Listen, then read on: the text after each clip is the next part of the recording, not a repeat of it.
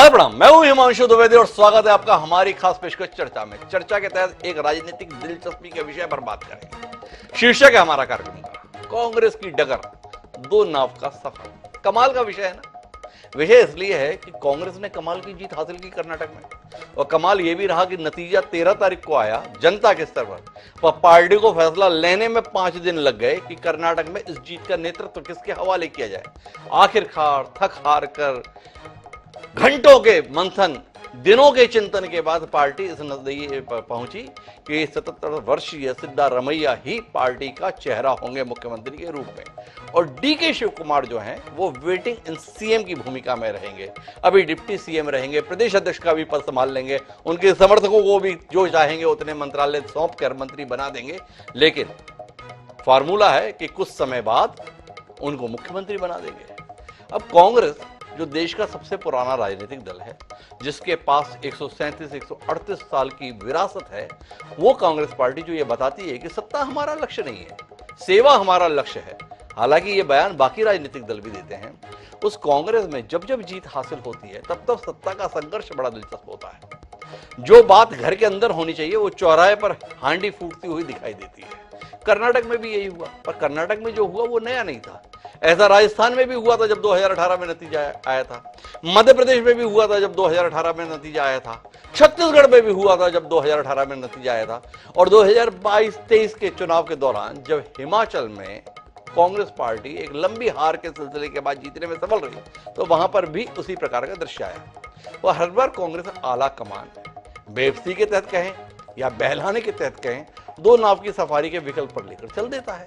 तो आज हम इसी पर बात करेंगे कि ऐसी नेतृत्व की क्या लाचारी है जिसके चलते दो नाव की सफारी है।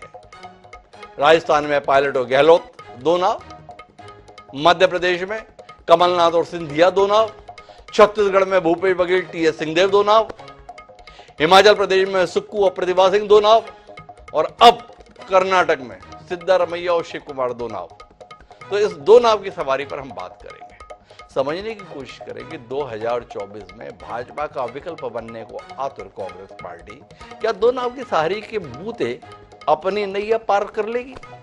हमारे दिलचस्प राजनीतिक चर्चा के लिए कोई बहुत भीड़ नहीं है, केवल 3 मेहमानों को हमने जोड़ा है ताकि तसल्ली बख्श तरीके से हम इस पर बात कर सकें। इन तीनों मेहमानों से आपका परिचय कराते हैं और उसके साथ इस दिलचस्प राजनीतिक चर्चा को कुछ आगे बढ़ाते हैं। पर इस सिलसिले को हम शुरू करें उससे पहले समय है आज के विचार सूत्र का।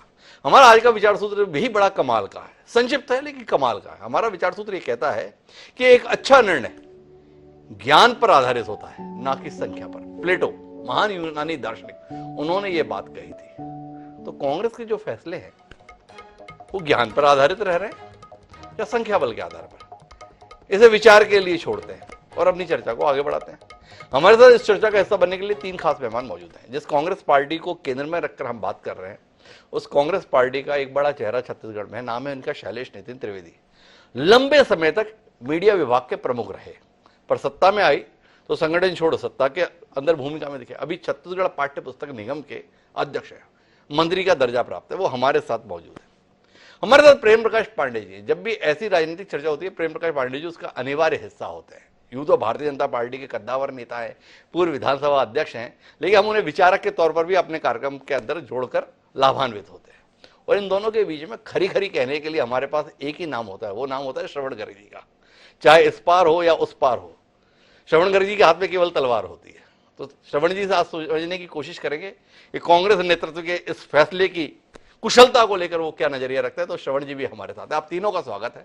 चर्चा की शुरुआत शैलेश नितिन त्रिवेदी जी से करेंगे, पर उससे पहले 2 बयान सुनेंगे, उसके साथ अपनी चर्चा को आगे बढ़ाएंगे। सुनिए ये।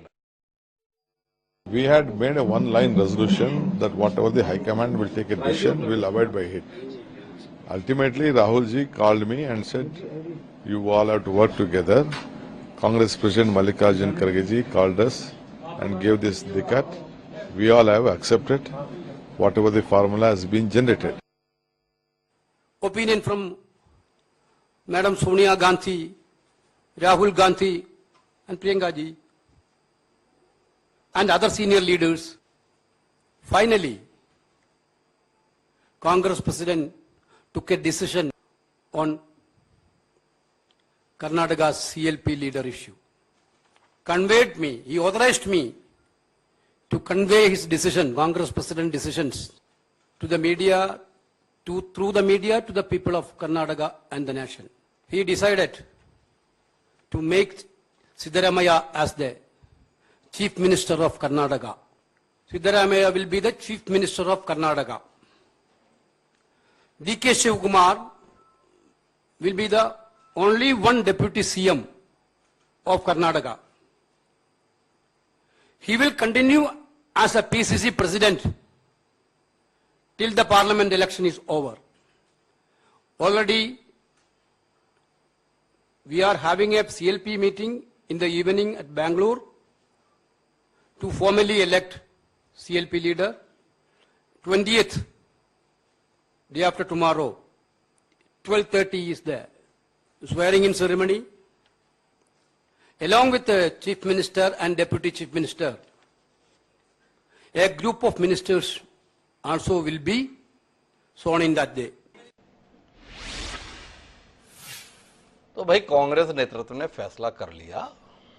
माननीय राहुल गांधी जी ने सबसे पहले, फिर खड़गे जी को भी पूछा गया, सोनिया जी और प्रियंका जी, पार्टी के वरिष्ठ नेता ने मिलकर यह निर्णय लिया। पर निर्णय लिया क्या?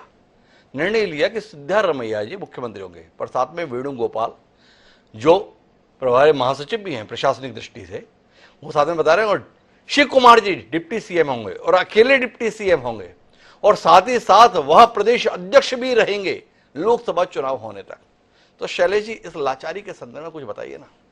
वो बड़े जोशो खरोश के साथ कांग्रेस के तमाम वरिष्ठ नेता उदयपुर में बैठे थे, फैसला लिए थे, एक व्यक्ति एक पद के सिद्धांत का पालन करेंगे। अब वह निकल के एक जीत के साथ भी डीके शिव कुमार दोनों स्थिति में रहेंगे, सीएम इन वेटिंग रहेंगे। खबरें तैर रही हैं पूरी जगह से। ये सीएम वेटिंग के चक्कर में सचिन पायलट किस हालत को प्राप्त, और पार्टी किस हालत को प्राप्त। मध्य प्रदेश में ज्योतिरादित्य सिंधिया ने क्या आपकी हालत कर दी, और पार्टी की क्या हालत हो गई।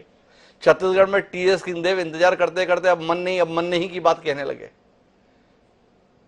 क्या कहते हैं शैलेश नितिन त्रिवेदी जी? कांग्रेस सत्ता में हो या ना हो, कांग्रेस में क्षेत्रीय स्तर पर भी एक बहुत सशक्त नेतृत्व रहता आया है, और सिर्फ सशक्त नेतृत्व नहीं, कांग्रेस में आंतरिक लोकतंत्र भी है। हम भाजपा की तरह नहीं हैं। आपने बहुत सारे राज्यों के बहुत सारे उदाहरण दिए। ससम्मान मैं ये कहना चाहूंगा कि हमारे छत्तीसगढ़ में भी तो 2003 में चुनाव हुए थे भाजपा के। उस समय तो भाजपा 2000 में जब चुनाव हुए थे उस समय तो भाजपा विपक्ष में थी, लेकिन विपक्ष के नेता के चुनाव के लिए आए हुए पर्यवेक्षक वर्तमान प्रधानमंत्री नरेंद्र मोदी जी के सामने जो सिर फुटअव्वल हुई थी। और 2003 में विपक्ष के नेता रहे नंद कुमार साय जी को जिस तरीके से मरवाही से लड़ने के लिए भेजकर राजनीतिक आत्महत्या के लिए विवश किया गया। हर राजनीतिक दल की स्थितियां अलग अलग होती हैं, और कर्नाटक में जो निर्णय लेने में समय लगा, मैं इसके बारे में कहना चाहूंगा कि सोनिया जी और राहुल जी और प्रियंका जी से अलग हटके अभी हमारे पास तो कर्नाटक से ही राष्ट्रीय अध्यक्ष हैं मल्लिकार्जुन खड़गे जी, सुरजेवाला जी भी वहां थे, तो निश्चित रूप से निर्णय लेने में समय लगा। और सिद्धरमैया जी भूतपूर्व मुख्यमंत्री रहे हैं। डीके शिव कुमार जी ने बड़ी भूमिका लड़ाई में जो भाजपा के खिलाफ लड़ी गई उसमें निभाई है, ईडी के सारे हमलों का सामना किया है, तो किसी भी चीज को कम करके नहीं आंका जा सकता था, इसलिए निर्णय लेना कठिन था, लेकिन निर्णय लिया गया है। और आज जब बेंगलुरु हवाई अड्डे में सिद्धरमैया जी और शिव कुमार जी पहुंचे, ऐतिहासिक स्वागत हुआ है, दोनों के समर्थकों ने मिलकर स्वागत किया है, तो कहीं उस प्रकार की कोई परेशानी वाली स्थिति कांग्रेस के लिए कर्नाटक में नहीं है। कैसी बातें कर रहे हैं शैलेश जी, आप इतने तो नादान नहीं, और हमें भी इतना नादान ना समझें। आप अपनी पार्टी की हालत देखिए ना। ये जो नेताओं का महत्वाकांक्षाओं का टकराव है वो कैसी आपकी फजीयत कराता है। और देखिए राजस्थान में मुकाबला था अशोक गहलोत बनाम सचिन पायलट। पार्टी ने अशोक गहलोत को बना दिया, सचिन पायलट ने चौराहे पे पार्टी की इज्जत उतारना चालू कर दिया। पदयात्रा वसुंधरा राजे सिंधिया नहीं कर रही है अपनी सरकार की नीतियों के खिलाफ, यानी कांग्रेस की सरकार की नीतियों के खिलाफ। कौन कर रहे हैं? माननीय सचिन पायलट कर रहे हैं। ज्योतिरादित्य सिंधिया कांग्रेस के कद्दावर नेता होते थे भाई। वो बता रहे थे कमलनाथ ठीक से काम करे, नहीं तो सड़क पर उतर जाऊंगा। कमलनाथ जी ने कहा सड़क पर उतर जाओ, उन्होंने सरकार को सड़क पर ला दिया। टीएस सिंहदेव छत्तीसगढ़ में आजकल बता रहे हैं मन नहीं करता चुनाव लड़ने का, और आप कर्नाटक में भी यही कर रहे हैं। क्या कहते हैं शैलेश जी, इतने मासूम तो ना बने। मासूम बनने की बात नहीं है। बात आप छत्तीसगढ़ की जो बात कर रहे थे, जिसको आपने सबसे अंत में लिया जी, मैं तो उस पर ही आना चाहूंगा जी कि टीएस सिंहदेव जी ने इस बात को भी तो बार बार कहा है कि मैं जीवन में भाजपा में नहीं जाऊंगा, मैं हमेशा कांग्रेस के साथ रहूंगा। और अभी जब शैलजा जी ने महत्वपूर्ण बैठक ली मुख्यमंत्री निवास में आगामी चुनावों की तैयारियों को लेकर, तो मीडिया को उस बैठक के फैसलों और विचार विमर्श की जानकारी टीएस सिंहदेव जी ने दी जी। इसलिए जो बातें दिखाई जाती हैं आउट ऑफ प्रपोर्शन ब्लो करके, वैसी है नहीं। और कहीं कोई छोटी मोटी बात, बिल्कुल ठीक कह रहे हैं शैलेश जी। हम लोग सब भूल गए वो विधानसभा में क्या हुआ। विधानसभा में कदम न रखने तक की बात कह के सिंहदेव जी उठकर चले गए, 2.5 साल के लिए वो बात करते हुए चले गए। मेरा सिर्फ सवाल इतना है कि क्या आपको नहीं लगता है कि आपके नेताओं की महत्वाकांक्षा आपकी पार्टी को भारी पड़ती है और कांग्रेस नेतृत्व एक लाचारी के साथ फैसलों को टालने की तैयारी में दिखता है? ये सवाल है। फिर मैं प्रेम प्रकाश जी के पास चलूं। सीधा सवाल। मैं बिल्कुल नहीं मानता जी कि कहीं पर महत्वाकांक्षाओं का कोई टकराव है। अपनी अपनी भूमिका को लेकर निश्चित रूप से हर नेता की अपनी एक विचार शक्ति होती है, अपनी एक सोच रहती है और अपनी सोच के अनुरूप वे अपनी बात को कहते हैं। प्रतिद्वंदिता निश्चित रूप से राजनीति में रहती है, लेकिन कांग्रेस में स्थिति भाजपा की तुलना में या अन्य राजनीतिक दलों की तुलना में बहुत बेहतर है और कहीं इस प्रकार के टकराव की कोई स्थिति नहीं है। चीजें आउट ऑफ प्रपोर्शन ब्लो की जाती हैं। जो चीजें होती नहीं उनको बढ़ा चढ़ा के दिखाया जाता है, जो चीजें बहुत कम मात्रा में होती हैं उनको ऐसा दिखाया जाता है जैसे विस्फोट होने जा रहा है। वास्तव में कांग्रेस में आंतरिक लोकतंत्र है, अन्य दलों की तुलना में ज्यादा अच्छा है। शैलेश जी की जो दलीलें हैं ना, वो प्रेम प्रकाश जी आपकी पार्टी के संदर्भ में, कुछ हद तक मीडिया के संदर्भ में, कि जो होता नहीं है वो दिखाया जाता है। क्यों दिखाया जाता है? क्योंकि दरअसल आपके द्वारा ऐसा कराया जाता है। तो शैलेश नितिन त्रिवेदी का कहना ऐसा फालतू की बात है, ऐसा कुछ भी है नहीं। कांग्रेस में आंतरिक लोकतंत्र है, बहुत बढ़िया तरीके से काम चलता है, बेफिजूल की बातों पे हम सब लोग ध्यान लगाते हैं। और ये सब जो करते हैं ना प्रेम प्रकाश जी, वो आपके कारण से करते हैं, मतलब आपकी पार्टी के कारण से करते हैं। क्या कहते हैं आप? सब कुछ के पीछे आप ही हैं। दोनों आपकी जो सवारी है वो लाचारी आपकी ही देन है। प्रेम प्रकाश जी, ये सम्मान आपको स्वीकार है या खारिज करते हैं? इस बात को मानता हूँ। जी। इसका कारण है कि जब जब राज्यों में चुनाव हुए, जितने राज्यों का आपने नाम लिया छत्तीसगढ़ सहित, जी, तो ये कांग्रेस क्या करती है, जैसे सारे बच्चों को तो एक एक नेता सबको बोल देती है कि अगली बार आप मुख्यमंत्री बनोगे, आप बनोगे, और उसके समाज के लोगों को भी बोल देती है कि यही मुख्यमंत्री बनेगा। जी, जैसे मैंने छत्तीसगढ़ में भी हमने देखा, टीएस सिंहदेव को बोल दिए, तो उधर जसपुर सरगुजा वाले बोले अरे हमारे बीच का बनेगा, चरणदास हमारे बनेगा, और ये नेता भी अपने समर्थकों को बोल दिए रहते हैं कि हमारे बनेगा। उसका लाभ तो मिल जाता है। अब पोस्ट होती है एक, तो फिर कोई फार्मूला लगा देते हैं। अब जब नेताओं का अपने यहाँ 2.5 साल हो गया, अब उसके बाद बाबा की स्थिति तो आपने खुद ही बयान किया जी, कि अब उनकी इच्छा विधायक तक, विधानसभा तक जाने की नहीं रही है। और पिछले 5 सालों में क्या क्या हुआ है हम लोग देखते हैं, सुनते हैं, नजदीक से जानते भी हैं कि उनके सचिव तक लोग नहीं सुनते, उनके साथ वो ग्रामीण विकास विभाग उन्होंने क्यों छोड़ दिया। यहाँ पे भी यही स्थितियां थी। ठीक है, ये इनके दल का है, उन्होंने बना लिया। मध्य प्रदेश में आउट ऑफ कंट्रोल हो गया। अब कांग्रेस के पास भी स्थिति ये बची है कि भाई वो लोकसभा चुनाव तक जी, इस मामले को टाल रही है। देखिए उन्होंने फार्मूला क्या बनाया कि आप प्रेसिडेंट भी रहेंगे और डिप्टी सीएम। जी, ये मध्य प्रदेश और राजस्थान और इससे ज्यादा छत्तीसगढ़, यहाँ पे इन्होंने नहीं किया था। हो सके उस समय और कांग्रेस की हालत जो है जैसी रही हो कि वो 24 के बारे में ना सोचते हो। अब मुझको लगता है कि 24 को देखते हुए इन्होंने ये समझौता किया है, ये इनके इंटरनल है, और कांग्रेस में ये हमेशा होते रहा है।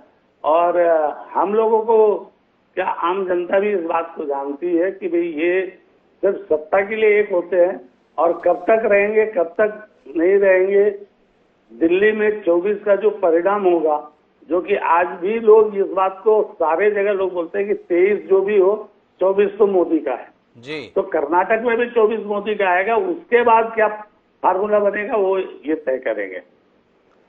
प्रेम प्रकाश जी, आप अपने आप को क्यों इस भूमिका में नहीं देख रहे कि ये जो कुछ भी हो रहा है उसके लिए जिम्मेदार आप हैं? आप जो प्रयास करते हैं उसके चलते कांग्रेस को मजबूरी में दो नावों की सवारी करनी पड़ रही है। पार्टी फैसला नहीं ले सके एक सिद्धारमैया के साथ खड़े होने का। डर लगता है आपके संदर्भ में कब सिद्धारमैया की नाव पे आप सवार हो जाएं? इसके संदर्भ में तो कुछ कहिए ना। ज्योतिरादित्य सिंधिया की नाव पर आप सवार हो गए, आज सत्ता में दिखते हैं। पायलट की भी सवारी करनी चाहिए, वो तो दिक्कत रही।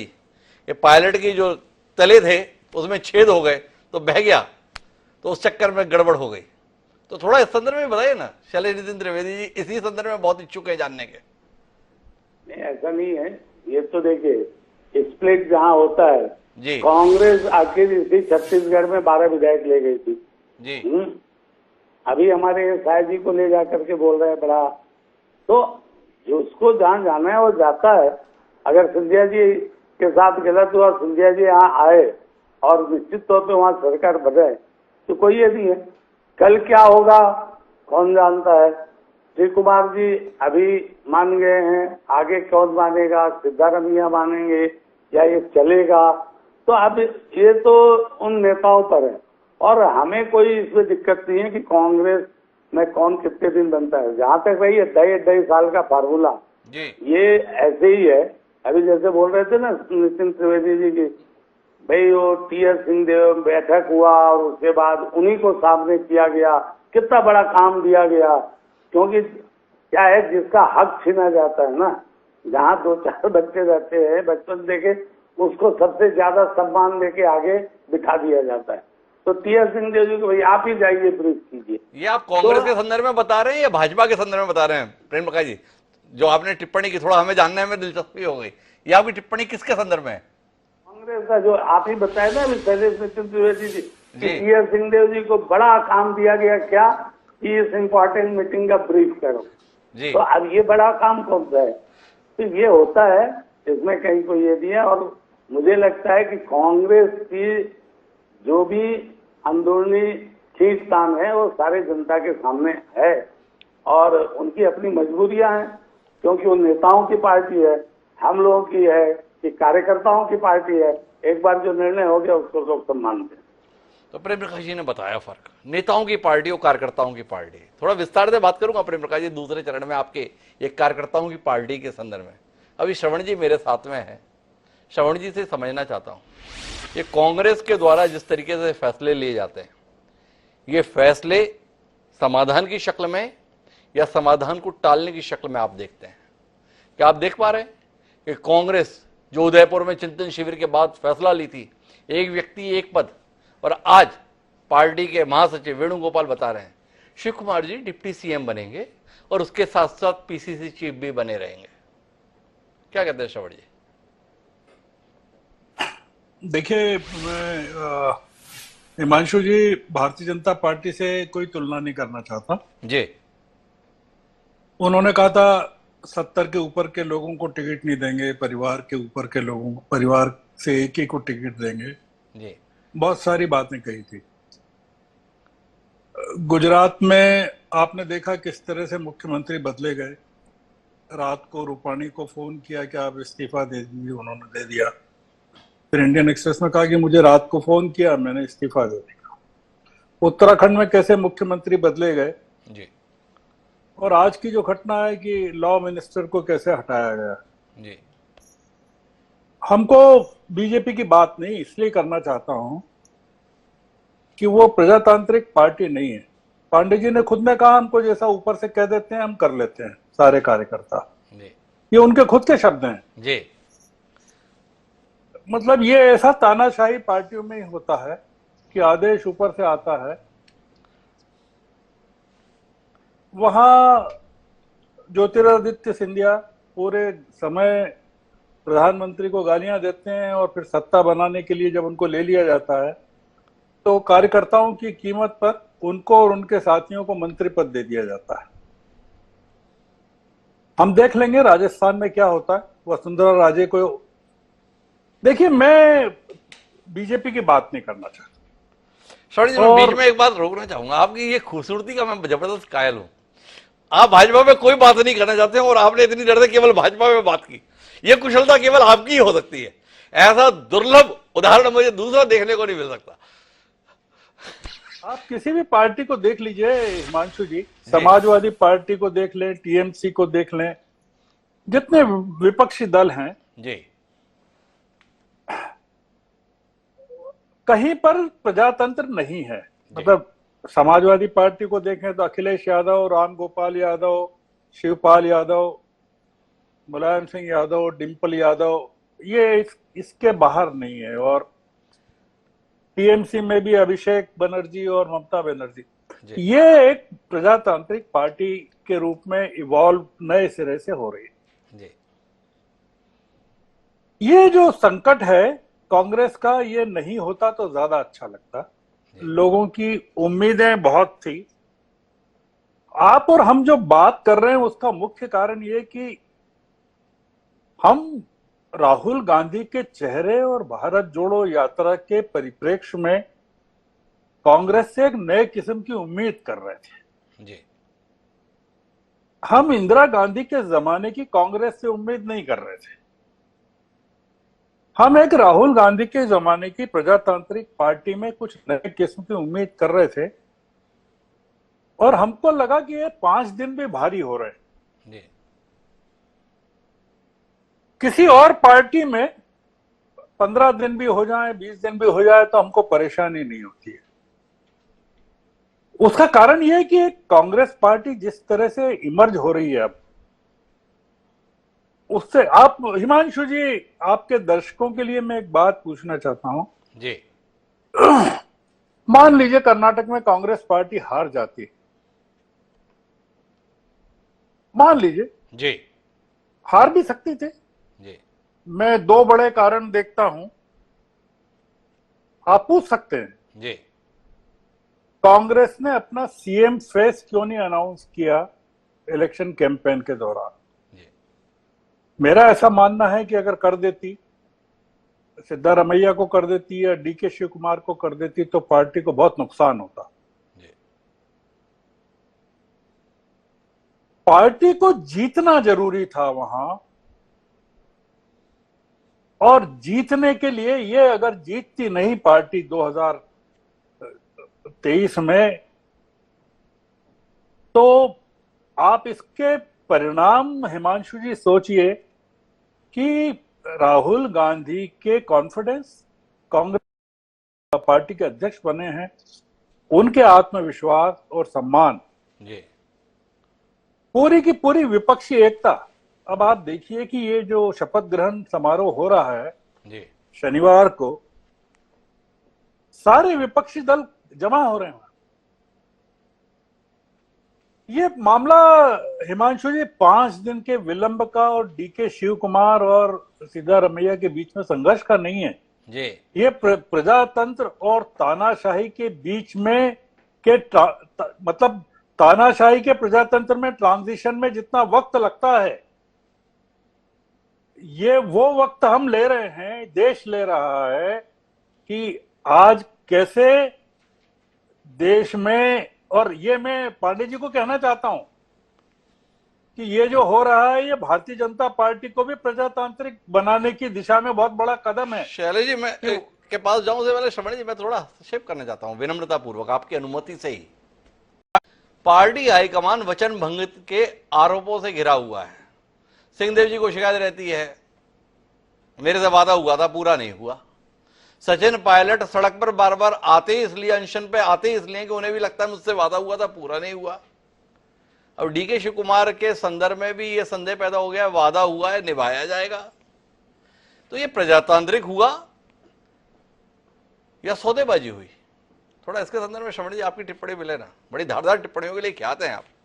भाजपा से नाराजगी चलते ऐसा तो नहीं कि कांग्रेस की ये लाचारी की भी सराहना करने के लिए आप मजबूर हो गए, क्योंकि भाजपा से आपकी नाराजगी बहुत है। मेरी आपसे नाराजगी है भाजपा से। जी देखिए अगर कोई वायदा किया था तो वो पूरा किया जाना चाहिए। मैं पक्ष में हूं इसके, जी और मैं आपकी बात से 100% सहमत हूं कि राजस्थान में चुनाव जितवाने का पूरा श्रेय जी सचिन पायलट को जाता है। अगर आप 2018 में 2013 में जितनी सीटें मिली थी जी कांग्रेस को गहलोत के नेतृत्व में, अगर आप देखें, और 18 में जो सचिन पायलट ने मेहनत की, जितने उपचुनाव जितवाए, मैं निश्चित रूप से इस बात का हामी हूं कि उनको, सचिन पायलट को बनाया जाना चाहिए था। पर आप हिमांशु जी अगर सचिन पायलट की तुलना अगर ज्योतिरादित्य सिंधिया से करेंगे और टीएस सिंहदेव से करेंगे तो मुझे थोड़ा सा आश्चर्य होगा। आप केस बाय केस चलिए, मैं निश्चित रूप से आपके साथ हूं। जी मैं डीके शिव कुमार के साथ हूं, जी मैं निश्चित रूप से मानता हूं। 2006 में सिद्धारमैया देवेगौड़ा की पार्टी छोड़कर आए थे जी कांग्रेस में। 76 साल के हैं और डीके शिव कुमार 8 बार के एमएलए हैं, 61 साल के। और डीके शिव कुमार ने पूछा है कि वो बताएं सिद्धारमैया कि पिछले 3 साल में उन्होंने क्या किया। मैं आपकी बात से सहमत हूं। मैं पर यह मानता हूं कि अगर कर्नाटक का संकट अगर इस तरह से निपटाया नहीं जाता तो वो देश का प्रजातांत्रिक संकट हो जाता। ये आप इसको थोड़ा सा इस नाते लीजिए जी कि शादी में फूफा जी तैयार नहीं हो रहे हैं कि ये अंतरजातीय विवाह है जी और मैं जा रहा हूं छोड़ के। अगर ये घोड़ा दूल्हा चढ़ेगा घोड़े पे, जी कैसे मनाया जाए फूफा जी को, ये वाला मामला है। बड़े सुंदर ये मिसाल दी है श्रवण जी ने, फूफा जी को मनाने का मामला है। तो आइए शैलेश जी वापस आपके पास में। ये लाचारी हो गई आपके हाईकमान की। अब आप इस मानव मनोबल से काम चला रहे हैं। हाईकमान के प्रति सम्मान नहीं है, हाईकमान का इकबाल नहीं है। राहुल गांधी ने 4000 किलोमीटर की पदयात्रा की, देश के अंदर एक विश्वास पैदा करने का काम किया। उससे कांग्रेस के नेता या कार्यकर्ता प्रभावित नहीं है। उनको सत्ता में हिस्सेदारी चाहिए, अभी नहीं मिल रही है तो कुछ दिन के बाद की गारंटी चाहिए। गारंटी जनता को देने की थी, पर हाईकमान से आपके महत्वाकांक्षी नेता अपने लिए गारंटी चाहते हैं और उसके बाद चाहते हैं कि देश आप पे भरोसा करे। क्या कहते हैं, आपके नेताओं का आचरण ऐसा है जिससे देश पे भरोसा बने? बिल्कुल भी ऐसा नहीं है। अच्छा, जैसा आप कह रहे हैं ऐसी स्थिति कदापि नहीं है। अच्छा, कर्नाटक की विशिष्ट राजनीतिक परिस्थितियां हैं। हमें आगे चल के लोकसभा चुनाव का सामना करना है। और जो श्रवण गर्ग साहब बोल रहे थे, डीके शिव कुमार जी ने जिस प्रकार से लड़ाई लड़ी उसका आदर है, सम्मान है, लेकिन हार्ड पॉलिटिकल रियलिटीज भी कुछ होती है। और ये हाई कमान का इकबाल ही है जिसने कर्नाटक में सरकार बनाई है, जिसने भारत जोड़ो यात्रा निकाली। मैं बीच में दिल्ली गया था, लगभग पूरा कांग्रेस का राष्ट्रीय नेतृत्व कर्नाटक की लड़ाई को पूरी जद्दोजहद से लड़ रहा था और हर बड़ा नेता कर्नाटक में कोई न कोई भूमिका निभा रहा था। कर्नाटक में कांग्रेस के राष्ट्रीय नेतृत्व ने अपनी भूमिका निभाई है। और मैं आपसे 2 मिनट आपके प्रश्न से अलग हटके, आदरणीय पांडे जी कह रहे थे भाजपा कार्यकर्ताओं की पार्टी है। अब छत्तीसगढ़ में बैठकर चर्चा हो रही है तो छत्तीसगढ़ पे तो चर्चा होगी।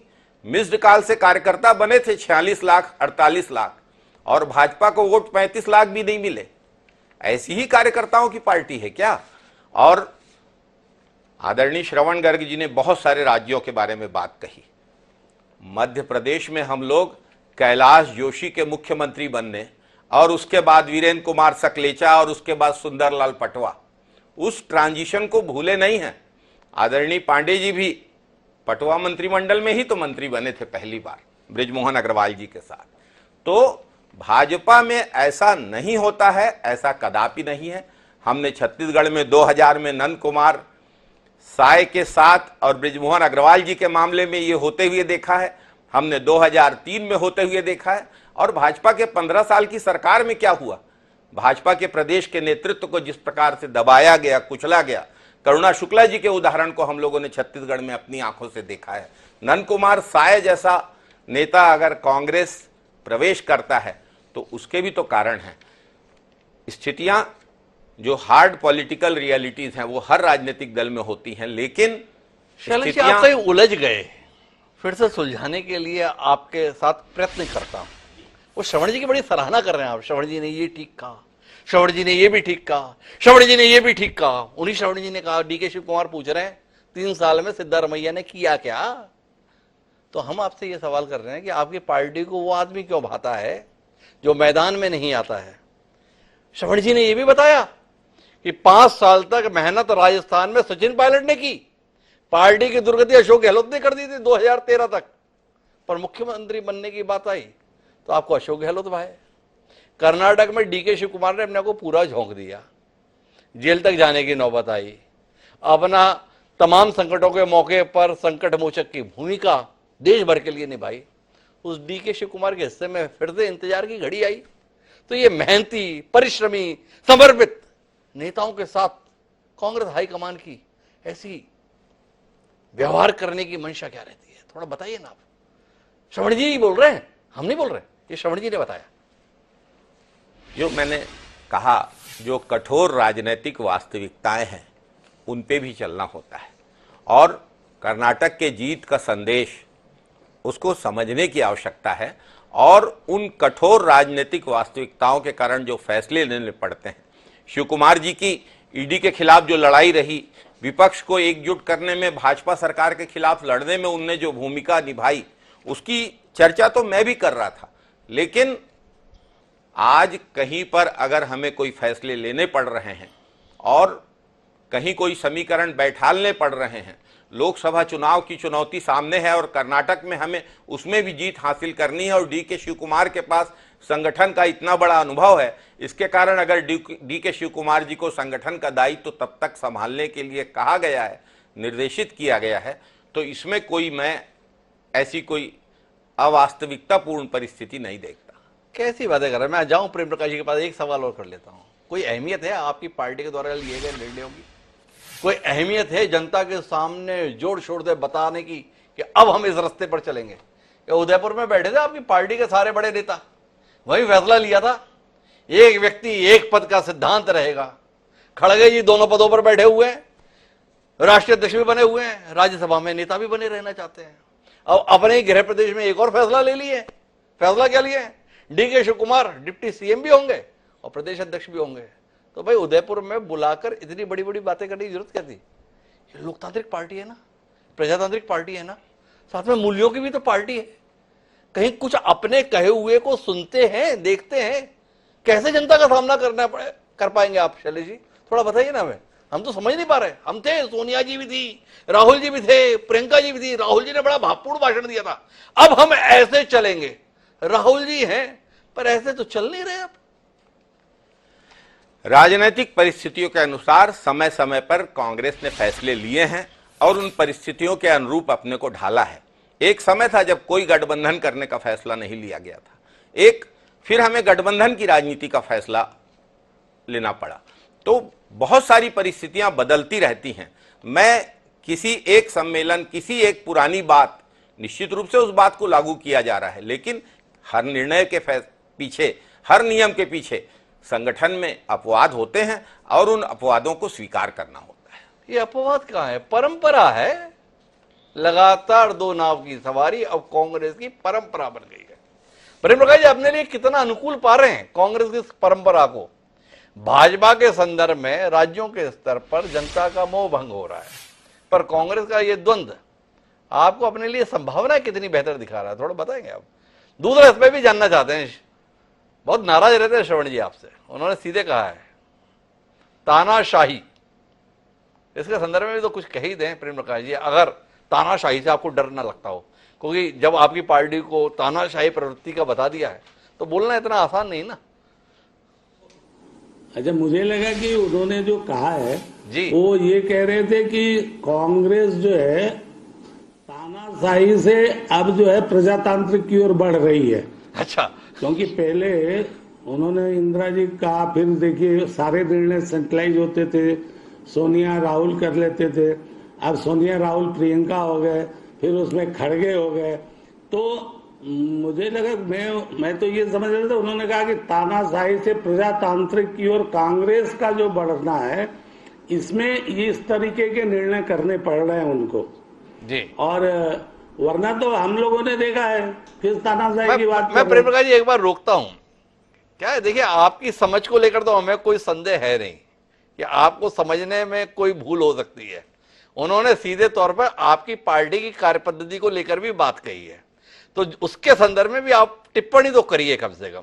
जो आपको अपनी सहूलियत से समझना वो तो आपने समझा दिया हमें, पर भारतीय जनता पार्टी के तौर तरीकों को तानाशाही पूर्ण श्रवण गर्जी जैसे प्रबुद्ध पत्रकार ने इस कार्यक्रम में बताया है। क्या श्रवण जी उसे स्वीकार कर रहे हैं, इसलिए इस पर कोई टिप्पणी नहीं कर रहे, या इसका कोई प्रतिकार करेंगे? या आपने कहा धन्यवाद श्रवण जी, मन के स्तर पर जो हम नहीं कह पाए कम से कम आपने तो कह दिया?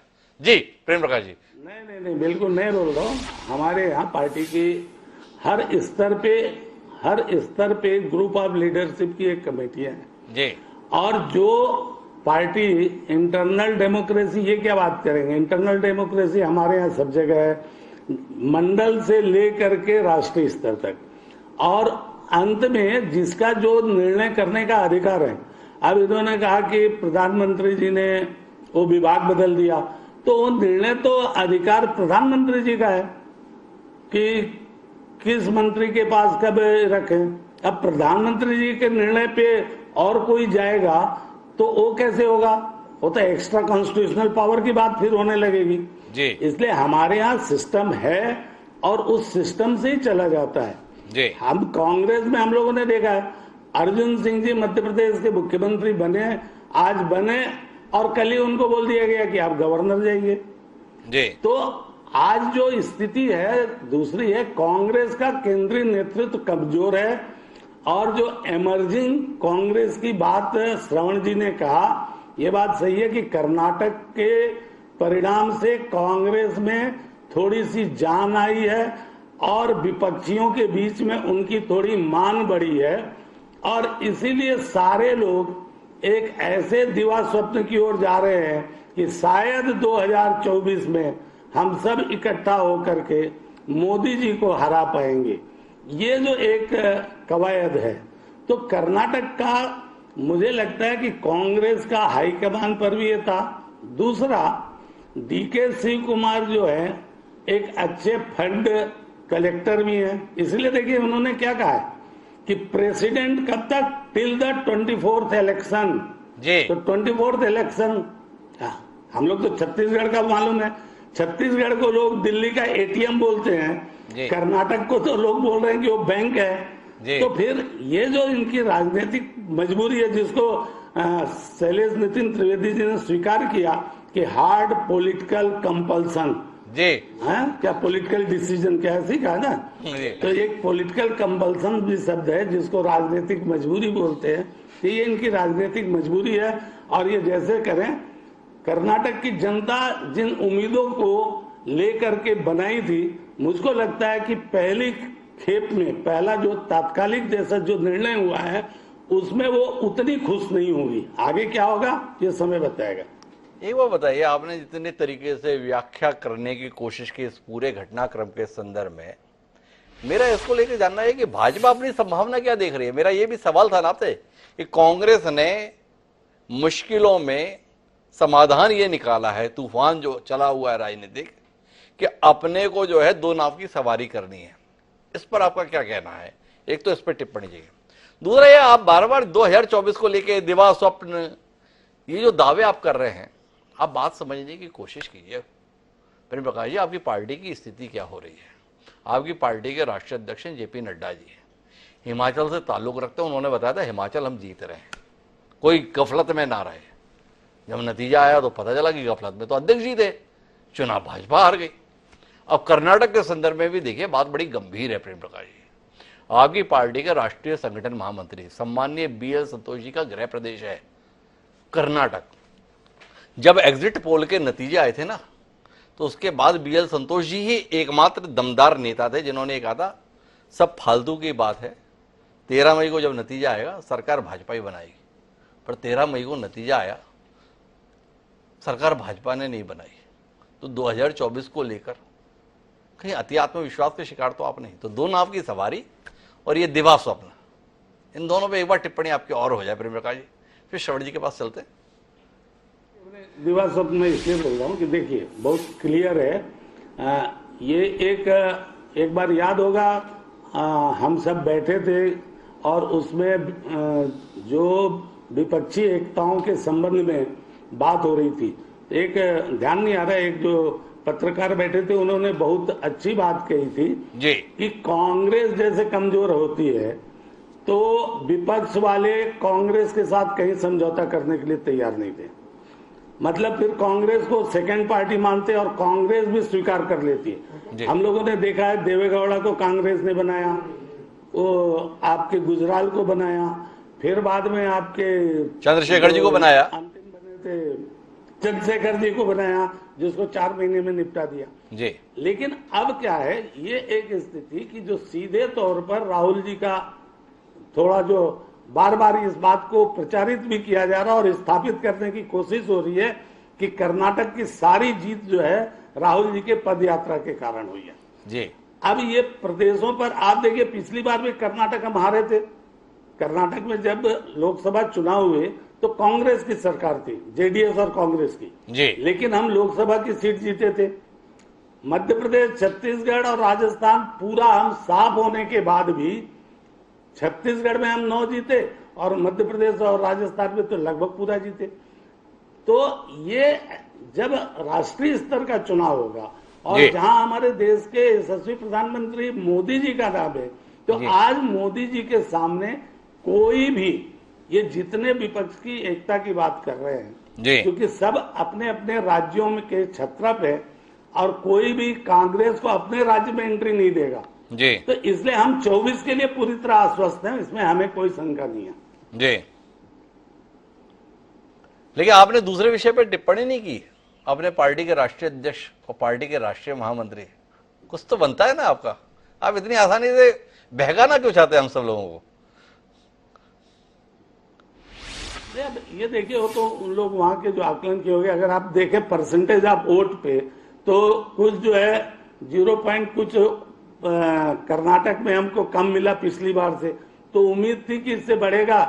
वाह प्रेम प्रकाश जी, आप ऐसा मजा हुआ राजनीतिक कि अब जो है वोट परसेंटेज के आधार पर हम लोगों को बता रहा है। सीटें देखिए, 136 बनाम 64, 65 और राष्ट्रीय संगठन महामंत्री का दावा एग्जिट पोल के बाद। कुछ तो कहिए प्रेम प्रकाश जी, कहां वोटों के परसेंटेज के आधार पर दलील दे रहे हैं? आप तो ऐसे ना थे। नहीं, हम लोग देखिए 16 सीट तो लगभग हम लोग 1500 700 ऐसे हारे, तो ऐसे ही। अरे प्रेम प्रकाश जी, फिर हम बताते हैं 30 सीटें ऐसी हैं कर्नाटक में जहां पे आपकी जमानत जब्त हो गई पार्टी की। कहां आप 1500 में उलझे हुए हैं, जैसे देश का ही नहीं दुनिया का सबसे बड़ा राजनीतिक दल आप बताते हैं, जिसकी कर्नाटक में सरकार थी, उस पार्टी की 30 सीटों पे जमानत जब्त हो गई। विचार कीजिएगा प्रेम प्रकाश जी। देखिए, मैं आना चाहता हूँ श्रवण जी आपके पास में। प्रजातंत्र के संदर्भ में आपने इतनी व्याख्या की, इमर्ज होने के संदर्भ में बात की। आपसे जानना चाहता हूँ, ये गैर कॉन्स्टिट्यूशन एक्टिविटी के संदर्भ में आपका क्या कहना है? ये उप मुख्यमंत्री पद आपने देखा ना, वेणुगोपाल जी कितनी दमदारी के साथ बता रहे थे। DK Shiv Kumar will be a deputy CM and the only deputy CM. तो संविधान के अंतर्गत पढ़ते हैं तो पता चलता है कि डिप्टी सीएम तो कोई पद ही नहीं है, पर आजकल डिप्टी सीएम के नाम पर पत्ते बहुत फेंटे जाते हैं। देश का सबसे पुराना राजनीतिक दल डिप्टी सीएम बनाकर बहकाने की कोशिश पहले पायलट जी को कर चुका। क्या डीके शिव कुमार भी एक पायलट ही तो साबित नहीं होंगे? ये जानने में दिलचस्पी है। श्रवण जी थोड़ा इस पर कुछ कहिए ना। नहीं, मुझे नहीं लगता डीके शिव कुमार पायलट साबित होंगे। एक तो फर्क है डीके शिव कुमार के अनुभव और मैच्योरिटी में जी, और उम्र में भी फर्क है। 45 साल के एक आदमी और 61 साल के एक आदमी, और दक्षिण का भी फर्क है, कर्नाटक का भी फर्क है जी। मैं देखिए हिमांशु जी, जो कुछ हुआ उसको बहुत कोई अच्छा नहीं मान रहा हूं जी। मैं इस बात से शुरू कर रहा जी। हूं। और मैं पांडे जी ने जो कहा उस पर भी टिप्पणी क्या करना, आप बताइए। मतलब बीजेपी को तो एटीएम की जरूरत ही नहीं है जी। वो तो सारे बैंक के खाते उनके पास हैं। मतलब वो जो हिंडनबर्ग ने बताया है ना कि वो बीजेपी के पास क्या है, जी। तो वो फिल्म का डायलॉग है ना, तेरे पास क्या है, तो बोले मेरे पास माँ है। तो वो बीजेपी से पूछे तुम्हारे पास क्या है, तो बोले मेरे पास अडानी है। ये है मामला। अपन देखिए एटीएम पर नहीं जा, मैं एक बात कह रहा हूं, जो हुआ वो गलत हुआ जी। और थोड़ा सा ठीक हो जाता। मैं बहुत मानकर चल रहा हूं कि कांग्रेस इस समय बड़ी कमजोर स्थिति में। जी। मैं मानकर चल रहा हूं। जी। मैं मानकर चल रहा हूं कि भारतीय जनता पार्टी बहुत मजबूत है। मतलब मैं निश्चित रूप से मान रहा हूं। मैं ये भी मान रहा हूं कि 13 राज्यों में भारतीय जनता पार्टी नहीं है। मैं ये भी मान रहा हूं 38% वोट देश के मिलते हैं जिस पर भारतीय जनता पार्टी पूरे देश पर राज करती है। भारतीय जनता पार्टी के पास सिर्फ एक आदमी है और उस आदमी के सत्ता से जाते ही भारतीय जनता पार्टी ध्वस्त हो जाएगी। हिमांशु जी, ये जो बिल्ड हो रहा है जो अभी देश में, वो एक अलग किस्म की इमारत बन रही है। और आप उसमें जो कह रहे हैं कि ये क्यों हो रहा है, वो क्यों हो रहा है, ये आपकी बड़ी उम्मीदें हैं। हिमांशु द्विवेदी की इतनी उम्मीदें बन गई हैं कांग्रेस पार्टी से कि उनको जरा से में तकलीफ हो रही है हिमांशु जी को कि यार ये कैसे हो गया। जी। वो हिमांशु जी भारतीय जनता पार्टी के होने में तकलीफ नहीं पैदा होती है उनको कि अरे यार वो मान के चलते हैं कि बीजेपी में तो ये सब होता ही है। ये जो बात है आप में हिमांशु जी, बस यही देश की नब्ज है कि देश की जनता कह रही है कि यार कांग्रेस में ये नहीं होना चाहिए जो बीजेपी में होता है, कि ऊपर से थोप दिया जाए।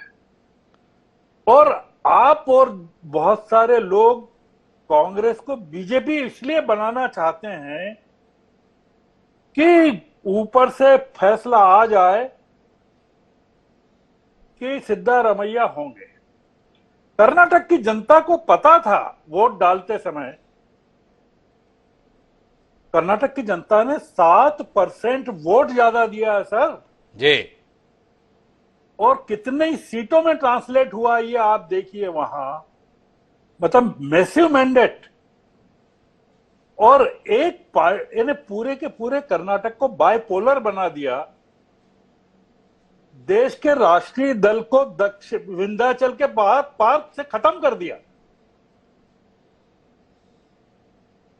आप सोचिए कि भारत की राजनीति में क्या बड़ा उलटफेर होने जा रहा है। और मैं मान के चल रहा हूं, मैं मना नहीं कर रहा हूं कि 2024 का पूरा ओनस सिद्धारमैया पर है लोकसभा का, और वो परफॉर्म नहीं कर पाएंगे तो निश्चित रूप से सिद्धारमैया को जाना पड़ेगा और जाना चाहिए। क्यों नहीं जाना चाहिए? आप दाव पर क्या लगा है यार? मैंने पहले भी कहा है आपको, जी प्रजातंत्र लगा है। मैं पांडे जी की बात को काट नहीं रहा हूं, वो जो कह रहे हैं वही कह रहा हूं कि कांग्रेस तानाशाही से प्रजातंत्र की तरफ आ रही है और भारतीय जनता पार्टी प्रजातंत्र से तानाशाही की तरफ जा रही है। यही तो मैं भी कह रहा हूं जो पांडे जी कह रहे हैं। पांडे जी केवल आधा कह रहे हैं श्रवण जी। पांडे जी इसके लिए तैयार नहीं हुए। आप उनके नाम पर इस तरीके से कागज मत फाड़ दीजिए कि वो कह रहे हैं कि भाजपा जो है प्रजातंत्र से तानाशाही की ओर जा रही है। वो यहीं तक आपके साथ है कि कांग्रेस तानाशाही से प्रजातंत्र की ओर आ रही है। देखिए प्रवीण प्रकाश जी से आप इतनी जाति मत कीजिए, ये मेरा विनम्र आग्रह है आपसे। नहीं करता हूं। आप मैं अपने शब्द वापस ले लेता हूं जी। तो मैं ये कह रहा हूं हिमांशु जी कि मैंने अपनी बात जहां से शुरू की थी वहां खत्म करना चाहता हूं जी कि कांग्रेस अगर हार जाती वहां, 21 सीटें थी भारत जोड़ो यात्रा के स्ट्रेच में कर्नाटक में जी 21 सीट्स। 2018 के चुनाव में कांग्रेस ने 6 सीटें जीती थी। इस बार 16 सीटें जीती हैं 21 में से, और बाकी सीटें भी हैं। एक बीजेपी को गई है, बाकी जेडीएस को गई। जी। आप सोचिए तो सही,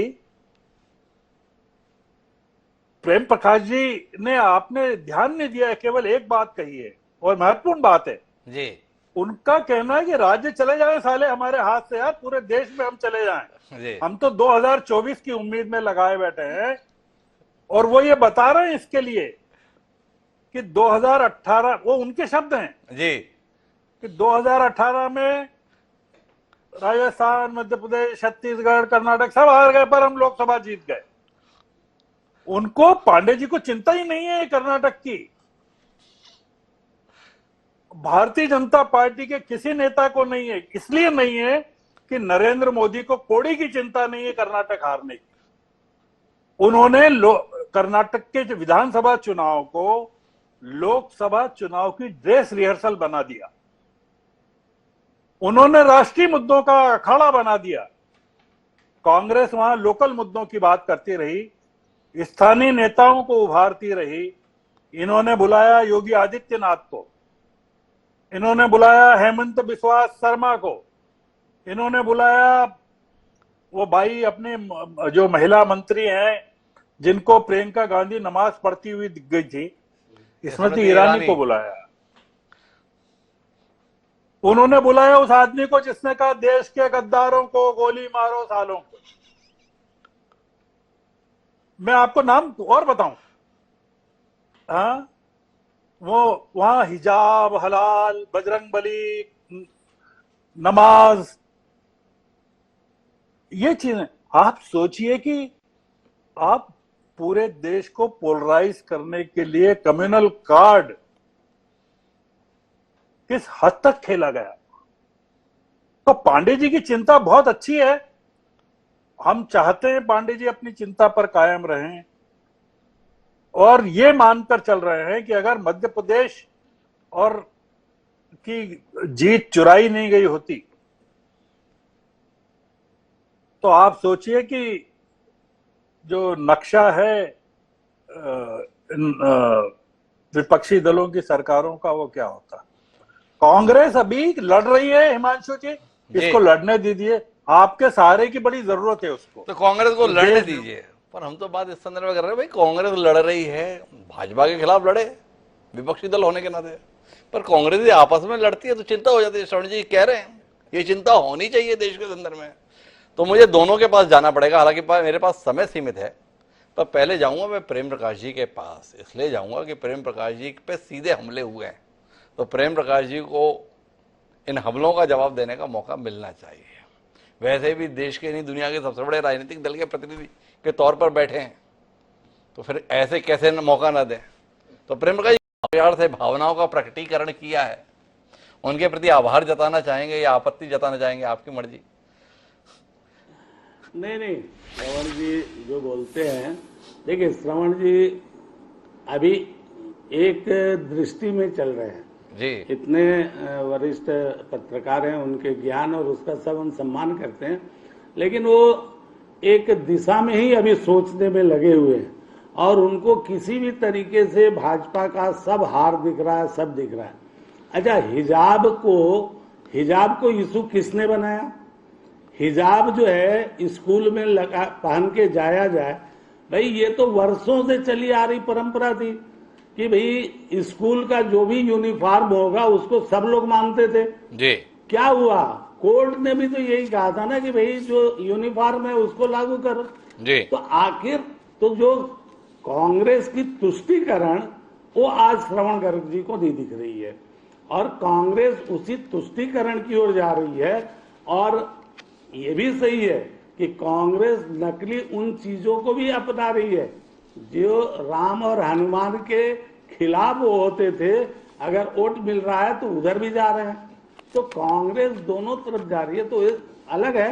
और जहां तक मेरा हम लोगों का सवाल है, भारतीय जनता पार्टी अपने सिद्धांतों पे, अपने आदर्शों पर और जो भी उसकी नीतियां हैं वो आज से नहीं है, पुरानी है और उस पर चल रहे हैं। लोग हमें सांप्रदायिक कहें, कोई आज से नहीं कह रहे हैं, जब से हमारा दल बना तब से बोल रहे हैं। हमारा है कि तुष्टीकरण किसी के साथ नहीं, न्याय सबके साथ। Peace for none, justice for all. तो प्रेम प्रकाश जी ने कह दिया हमारी तो जो नीति है वो आज की नहीं, शुरू से है और हम अपनी नीति पे कायम है। नीतियों पे बदलाव तो कांग्रेस कर रही है, कभी इधर है कभी उधर है। पर हम आखिरी टिप्पणी शैलेश नितिन त्रिवेदी आपसे चाहेंगे। देश बड़ी उम्मीदों के साथ आपकी ओर देख रहा है, ऐसा श्रवण जी के द्वारा बताया गया है। कुछ उसका बोझ महसूस कर रहे हैं, कुछ उसकी जिम्मेदारी महसूस कर रहे हैं, या आपके नेता कुल मिलाकर अपने पद के हासिल करने के लिए इतने लालायित रहेंगे कि इन सारी उम्मीदों को किनारे रख देंगे और फिर पता चला जिस भाजपा के खिलाफ बात करते उस भाजपा के साथ हो लेंगे, जैसे ज्योतिरादित्य होली है, जैसे पायलट दरवाजे से होकर वापस होली है। तो थोड़ा इसके संदर्भ में बता दें, फिर हम कार्यक्रम को समाप्त करें। कांग्रेस के नेता भी देश की उम्मीदों पे खरे उतरेंगे, कांग्रेस का राष्ट्रीय नेतृत्व भी देश की उम्मीदों पे खरा उतरेगा। और पांडे जी तो कह रहे थे कांग्रेस का नेतृत्व कमजोर, बार बार उन्होंने कहा इस डिबेट के दौरान। तो इस कमजोर नेतृत्व ने, कथित रूप से पांडे जी के द्वारा कहे गए कमजोर नेतृत्व ने यह दशा करके रख दी कि कांग्रेस की सीटें 134-35 और भाजपा 60 के आंकड़े में। तो ये नेतृत्व कहीं कमजोर नहीं है, पूरी तरह से मजबूत है। भारत जोड़ो यात्रा के बाद, कांग्रेस की हिमाचल और कर्नाटक की जीत के बाद स्थितियां और स्पष्ट हुई हैं। और जहां तक राम और बजरंग बली की बात है, राम तो हमारे छत्तीसगढ़ के भांचा राम है। अभी तो हम राष्ट्रीय रामायण महोत्सव भी करने जा रहे हैं 1 जून से 3 जून तक। और बजरंग बली ने अपनी गदा किस पे चलाई, ये कर्नाटक की जनता ने देख लिया है। एक बड़ी अजीब सी बात है, राहुल गांधी की यात्रा के बाद देखिए हिमाचल, कर्नाटक, कमजोर नेतृत्व ने देखिए कर्नाटक में क्या कमाल कर दिया। पर शैलेश जी को याद ही नहीं आता, इस बीच में गुजरात का भी चुनाव हो लिया। गुजरात में आपकी सीटें कितनी रही उंगलियों पे भी गिन जाए तो कोई बहुत ज्यादा दिक्कत की बात नहीं है। महज एक विधानसभा चुनाव की जीत क्या देश का फैसला है, इस बात पर शायद कांग्रेस विचार करे। पर इतना तय है कि कांग्रेस जब जनता के स्तर पर जिताई जा रही है तब पार्टी के नेताओं की महत्वाकांक्षा के आगे नेतृत्व की लाचारी साफ दिखाई देती है। एक कमजोर नेतृत्व क्या देश की उम्मीदों पर खरा उतर पाएगा, यह सवाल पैदा हो जाता है। क्या पार्टी के अपने ही महत्वाकांक्षी नेता अपने नेतृत्व को ऐसी लाचारी के साथ देश के सम्मुख प्रस्तुत करना चाहेंगे, या देश के सम्मुख एक सशक्त विकल्प के तौर पर विपक्ष की अगुवाई करने का मौका देंगे? यह सवाल है, ये कांग्रेस के नेताओं को विचार करना है। हमें कांग्रेस के नेताओं के व्यवहार का इंतजार रहेगा। आप तीनों मेहमानों का धन्यवाद इस चर्चा का हिस्सा बनने के लिए। समय है अब आज के शेर का। हमारा आज का शेर इस मौके पर कांग्रेस नेताओं को नसीहत देता हुआ यह है कि झुकाना सीखना पड़ता है सर लोगों के कदमों में। झुकाना सीखना पड़ता है सर लोगों के कदमों में। यूं ही जमहूरियत में हाथ सरदारी नहीं आती। किसने कहा पता नहीं, पर बात पते की है। कांग्रेस के नेताओं को ये पते की बात सीखनी चाहिए, समझनी चाहिए। इस अपेक्षा के साथ मुझे दी इजाजत, कल फिर मिलेंगे नए विषय के साथ। तब तक के लिए